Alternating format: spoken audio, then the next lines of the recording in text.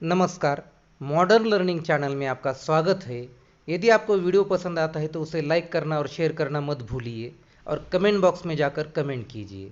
यदि अभी तक आपने चैनल सब्सक्राइब नहीं किया है तो आज ही इस चैनल को सब्सक्राइब कीजिए और नए नए वीडियो आप जल्दी देखिए जिससे कि आपका ज्ञान बढ़ सके। आज का हमारा पाठ है सीबीएसई की कक्षा 10वीं की संचयन भाग 2 में का पहला पाठ हरियर काका, जिसके लेखक है मिथिलेश्वर। इस पाठ में लेखक ने ग्रामीण परिवेश में परिवार, न केवल परिवार में बल्कि धार्मिक स्थलों पर भी किस तरह से स्वार्थ लोलुपता छा गई है, इस बात को उजागर करने की कोशिश की है। पाठ की शुरुआत कुछ इस तरह से हुई है कि एक हरियर काका नामक एक किसान है। वो लेखक के बहुत ही अच्छे मित्र है। लेखक उन्हें बचपन से ही जानते हैं और वो लेखक उन्हें एकदम अपने मित्र की तरह समझते हैं। लेखक की माँ ने उन्हें बताया गया था कि जब लेखक छोटे थे तब हरियर काका ने उन्हें अपनी गोदी में खिलाया था। जो लाड़ प्यार एक पिता अपने बच्चे को देते हैं, उससे भी ज्यादा हरियर काका ने लेखक को दिया था। वो उन्हें अपने कंधे पर बिठाकर खेला करते थे, उनके साथ उन्हें बाहर घूमने के लिए लेकर जाया करते थे। तो इस तरह से उनकी देखभाल उन्होंने बचपन में की थी। तो जैसे ही वे बड़े हो जाते हैं तो वो लेखक के अच्छे मित्र भी हो जाते हैं। लेखक की माँ कहती है या कोई भी लोग कहते हैं कि अब तक हरियर काका का कोई भी मित्र नहीं बना था। अब ऐसा लगता है कि यह लेखक के बड़े होने की ही प्रतीक्षा कर रहे थे कि वो उनको मित्र बना सके। तो इस तरह से वो एकदम गहरे मित्र बन चुके थे।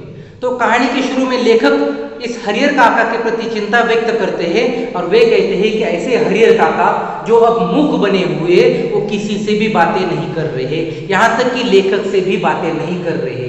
तो उसके पीछे भी एक घटना ऐसी घट चुकी थी कि उसकी जगह पर यदि लेखक भी होते तो वे भी कुछ बात नहीं कर सकते थे। ऐसी घटना घट चुकी थी। तो इस घटना के बारे में लेखक जानकारी देने से पहले लेखक हमें उनके गांव के बारे में कुछ जानकारी देना चाहते हैं। तो उनका गांव के बारे में भी जानकारी देते हैं और गांव का परिचय देते हुए वे लेखक बताते हैं कि उनका जो गांव है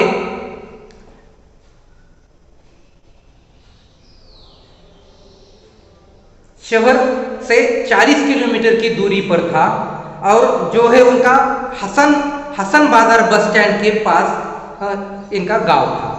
तो यहाँ पर एक गांव की सबसे प्रसिद्ध जो है ठाकुरबाड़ी थी, बल्कि ये ठाकुरबाड़ी के नाम से ही ये गांव अब जाना जाने लगा था। ये वहाँ के सभी स्थलों से ठाकुरबाड़ी सबसे अमीर ठाकुरबाड़ी या सबसे बड़ी ठाकुरबाड़ी मानी जाती थी।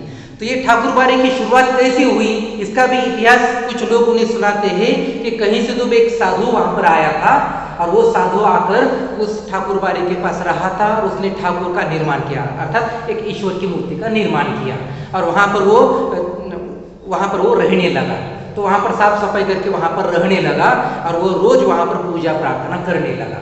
तो गांव के लोगों ने चंदा इकट्ठा करके यहाँ पर मंदिर का निर्माण किया और जैसे मंदिर का निर्माण किया वहां पर रोजाना पूजा पाठ आरती होने लगी और कुछ लोग वहां पर जाकर अपनी मनौती वहां पर मांगने लगे।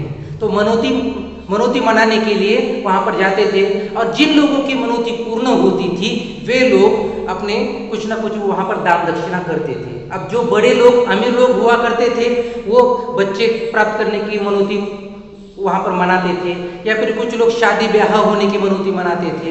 तो इस तरह से अलग अलग मनौती मनाते थे।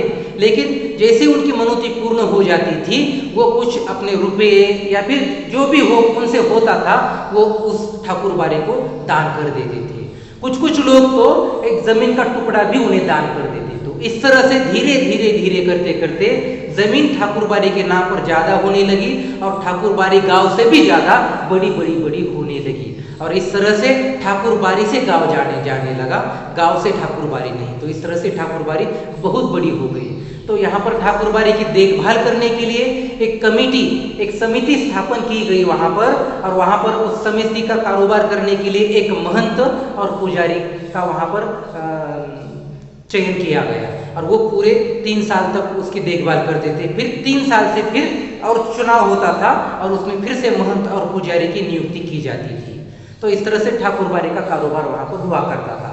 और ठाकुरबाड़ी का जो भी गांव में कार्यक्रम होता था, चाहे शादी हो, ब्याह हो या कोई भी कार्यक्रम हो, खेती का अनाज काटना हो या कुछ भी हो, तो सबसे पहले प्रसाद जो था वो ठाकुरबाड़ी को ही चढ़ाया जाता था या वहीं से शुरुआत की जाती थी। जब दिवाली होती थी तो दिवाली का पहला दिया भी ठाकुरबाड़ी में ही जलाया जाता था। तो इस तरह से ठाकुरबाड़ी का वर्णन करने के बाद कहानी आगे बढ़ती है।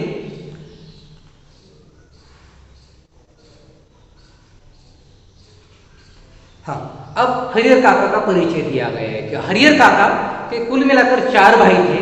हरिहर काका और उनके 3 भाई।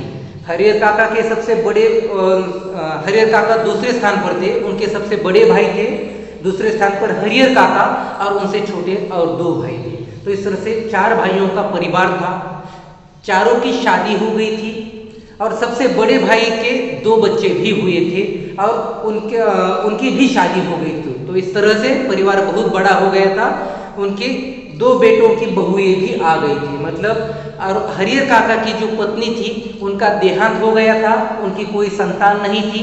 संतान न होने के कारण उन्होंने दूसरी भी शादी की, लेकिन फिर भी उन्हें संतान नहीं हो गई, तो दूसरी पत्नी का भी देहांत हो गया। तो इस तरह से अब हरिहर काका जो थे वो अकेले रह रहे थे। तो उनके परिवार में हरिहर काका, उनके 3 भाई, 3 भाइयों की 3 पत्नियां, उनके 2 बेटे और 2 बेटों की 2 बीवियां। तो इस तरह से कुल मिलाकर परिवार उनका बड़ा था। बड़े भाई के एक बेटे के तो शहर में क्लर्क की नौकरी भी लगी थी और वो वहां पर क्लर्की का काम करते थे। तो इस तरह से उनका परिवार चल रहा था। जो तीनों भाई थे वो हरिहर काका को बहुत चाहते थे, उनके प्रति उनका लगाव था और उनकी देखभाल भी किया करते थे। लेकिन जैसे समय बीतता गया, जैसे समय बीतता गया, उनका ध्यान थोड़ा सा अपने भाई की ओर कम होने लगा और जो उन तीनों भाइयों की जो पत्नियां थी वो तो हरिहर काका की ओर बिल्कुल ध्यान ही नहीं देने लगी। अरे अकेला है, मर जाएगा, अब क्या है, इसके बाद मरने के बाद तो उनकी सब कुछ तो अपना ही होने वाला है, ऐसे भी ध्यान रखा तो भी क्या और नहीं रखा तो भी क्या है, उनकी जमीन तो हमें ही मिलने वाली है। तो इसलिए वो उनका कुछ भी ख्याल नहीं रखा। उन्हें जो भी चीजें लगती थी वो खुद उन्हें उनका प्रबंध करना पड़ता था। तो और खाने के लिए जिन सबका बचा खुचा खाना उनको खाने के लिए दिया जाता था। तो इस तरह के दिन ब दिन उनकी दुरावस्था होती चली गई। वो कभी कभी अच्छे खाने के लिए थोड़ा सा इंतजार करने लगे कि कभी तो उन्हें अच्छा खाने के लिए मिलेगा, लेकिन उनके नसीब में अच्छा खाना अब नहीं रहा था। तो जैसे बासी खाना उन्हें खाने के लिए दिया जाता था, रात का बचा हुआ रूखी सूखी रोटी, चावल उन्हें खाने के लिए या अचार उन्हें खाने के लिए दिया जाता था। तो एक बार क्या होता है, उनके जो बड़े बेटे थे जो शहर में क्लर्क का काम करते थे, तो उनके दोस्त आने वाले थे। तो उनकी खुशी में घर में अच्छे अच्छे पकवान बनाए जाने लगे थे। तो इस तरह से उनको उस दिन लगा, हरिहर काका को लगा कि यार बहुत दिनों के बाद अब तो मुझे खाने को कुछ अच्छा खाने को मिलेगा। अभी वो उनकी तबीयत खराब हो गई थी और तबीयत खराब होने के बाद थोड़े से उनमें सुधार आ गया था। तो उनका मन कुछ अच्छा खाने का कर रहा था, तो जो उनकी इच्छा आज पूर्ण होने वाली थी। तो जैसे ही वे आते हैं, मेहमान आते हैं, सब खाना खाते हैं, उनके बड़े भाई भी वहाँ पर खाना खाते हैं। किसी ने भी हरिहर को खाना खाने के लिए नहीं बुलाया। बड़े भाई भी खाना खाते हैं और वे सोचते हैं कि हरिहर ने तो पहले ही खाना खा लिया होगा, ऐसा सोचते हैं। और वो इस तरह से सोचकर खाना खाकर अपना वो खेती में काम करने के लिए चले जाते हैं। लेकिन जैसे ही उनके बड़े भाई या छोटे भाई काम करने के लिए खेत में चले जाते हैं, जो उनकी पत्नियां होती है वो हरिहर को रात का बचा हुआ खाना, एक चावल, अचार और मट्ठा उसे खाने के लिए देते हैं। और जैसे ही उसके थाली में उसे खाने के लिए परोसा जाता है, हरिहर वो खाना देखकर निराश हो जाता है, दुखी हो जाता है। यानी कि जो उसके मन में सपने संजोए थे कि आज मुझे अच्छा खाने के लिए मिलेगा, लेकिन सब उस पर पानी फिर गया था। वो उस थाली को उठाकर फेंक देता है और गुस्से में उन्हें भला बुरा कहने लगता है कि मैं कोई ऐसा जानवर नहीं हूँ जो मुझे आप ऐसा खाना खाने के लिए दे रहे। मैं बहुत ही, मेरे नाम पर कुल मिलाकर 15 बीघे जमीन है, इतनी सारी जमीन मेरे पीछे है कि यानी कि इतनी जमीन, हमारा परिवार पूरे गांव के परिवार में सबसे अमीर या सबसे ज्यादा जमीन रहने वाला परिवार है, और ऐसे लोगों की ऐसी अवस्था आप कर रहे हैं। मेरे पीछे जाने के बाद जमींदारी तो आपकी होने वाली है। मैं कोई गरीब नहीं हूँ, यदि मैं ये जमीन से मिलने वाले उत्पाद से मैं यदि 2-4 नौकर भी रख सकता हूँ और मैं मजे से खा सकता हूँ, लेकिन आपको क्या है, आपको तो लग रहा है ये क्या है, जो भी खाने के लिए दिया जाएगा खाएगा और चला जाएगा, लेकिन मैं ऐसा हरगिज नहीं मैं झेलूंगा, मैं यहाँ से चला जाता हूँ। और गुस्से से वो थाली फेंककर वहां से चला जाता है। जैसे ही वो घर में शोर कर रहा था, इस तरह से चिल्ला रहा था, अपनी भाभीयों पर चिल्ला रहा था कि ऐसा वैसा आपने मुझे समझ रखा है, तो गांव के बाहर के लोग सुनते हैं। और वहाँ पर जो गांव के महंत के जो पुजारी थे, वो पुजारी के लोग भी वहाँ पर थे, और पता नहीं कैसे उनको इस बात की खबर लग जाती है, और ये खबर वहाँ पर जाकर वो महंत को सुनाते हैं। पुजारी जी जब ये खबर महंत को सुनाते हैं तो कहते हैं कि अब ये सही समय है, ये सही समय है, अब एक चोट करेंगे, एक वार करेंगे और उनकी जमीन हमारे नाम पर करेंगे। तो वो जल्दबाजी में वो अपनी वो उनसे मिलने के लिए चले आते हैं। जैसे ही वो उनके घर की ओर चले आते हैं, वो देखते हैं कि उन्हें ज़्यादा दूर जाना नहीं पड़ा, और जैसे ही वो आते हैं तो घर से वो हरिहर यानी कि गुस्से से नाराज होकर खेत की ओर जा रहे थे। तो खेत की ओर जा रहे थे तो वहाँ पर महंत कहते हैं कि चलो एक बार हम ठाकुर बाड़ी में चलो, वहाँ पर सुकून से भगवान के आराधना में बैठेंगे, कुछ बातें करेंगे, गपशप करेंगे और हम भगवान की आराधना करते बैठेंगे। ये जो कुछ भी होता है अच्छे के लिए होता है। एक दिन आप भगवान के दरबार में जाकर आप एक बार सुकून से रहो, वहाँ पर देखो कितनी शांति होती है, कितनी प्रसन्नता लगती है, हम मन की पीड़ा दुख दर्द सब वहाँ पर जाकर हम भूल जाते हैं। तो इस तरह से उसे न चाहते हुए भी उसे हरिहर को वे ठाकुर बाड़ी लेकर जाते हैं, और उनके मन में भी एक स्वार्थ रहता है कि अब इसकी जमीन आप हमारे नाम पर करनी है।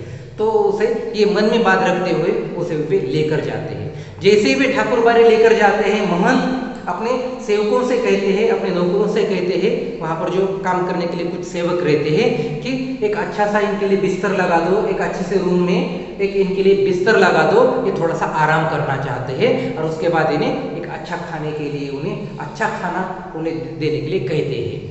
तो इस तरह से जितना कहने के लिए समय लगा था उतने से भी कम समय में वहाँ पर उनके रहने का प्रबंध किया जाता है, और उन्हें न चाहते हुए भी वो सेवक नौकर उनको वहाँ पर लेकर उन्हें आराम से बिठाते हैं और उनकी यानी कि चाकरी करते हैं।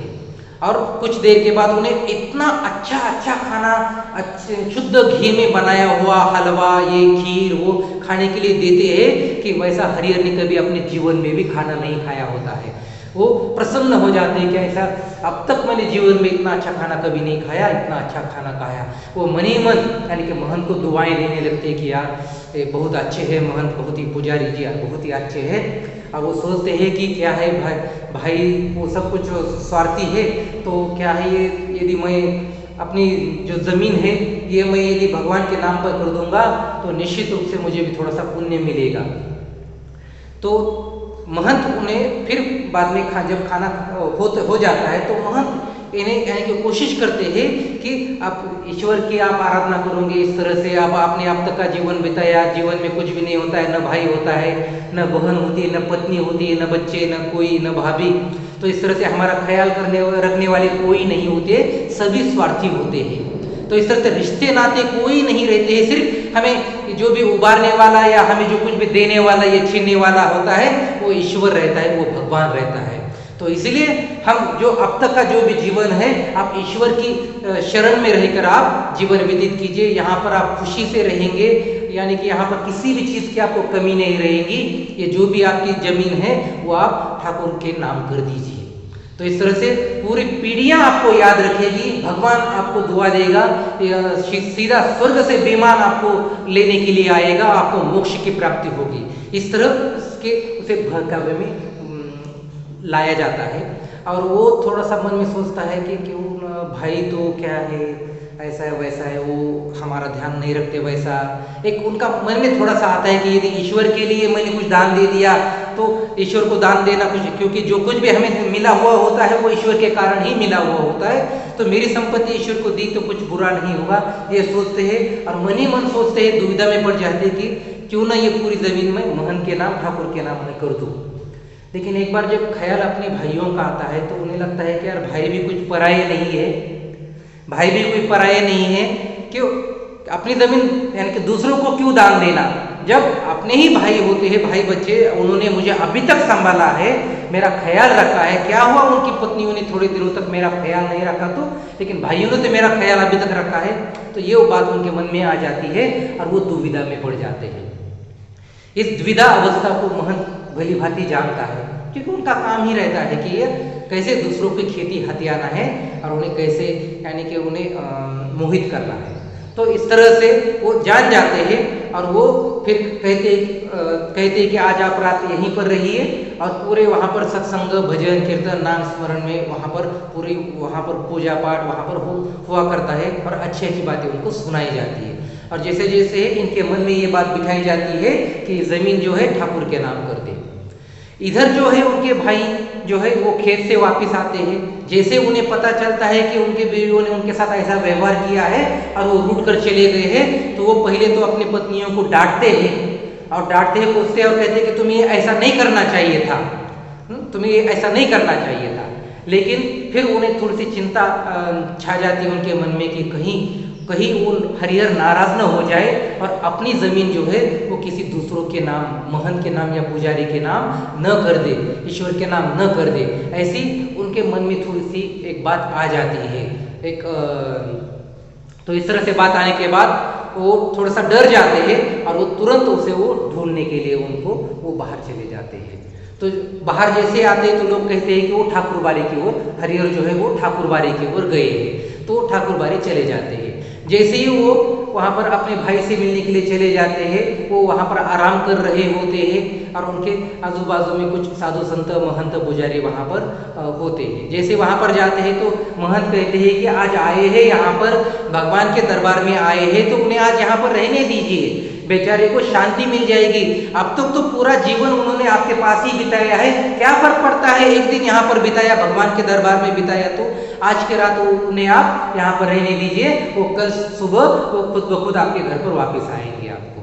तो भाई न चाहते हुए भी उनकी बात मान लेते हैं, उन्हें आग्रह करते हैं, लेकिन वो आने के लिए तैयार नहीं होते हैं। तो निराश होकर वो वापस घर लौट जाते हैं।